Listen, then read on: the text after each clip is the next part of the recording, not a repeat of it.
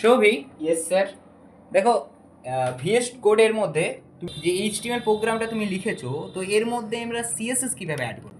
Sir এর জন্য টাইটেলের পর আমরা এন্টার দিয়ে স্টাইল ট্যাগ ব্যবহার করব। তারপর স্টাইল ট্যাগের পর আমরা এন্টার দিয়ে H1 ট্যাগ, কারণ আমরা H1 ট্যাগের মধ্যে ব্যবহার করছি সিএসএসকে। তারপর সেকেন্ড ব্র্যাকেট এন্টার দিয়ে আমরা কালার নিয়ে নেব। এন্টার দিয়ে এখানে আমরা যে কোনো কালার নিতে পারি। তারপর এন্টার দিয়ে আমরা ব্যাকগ্রাউন্ড কালার নিয়ে নেব।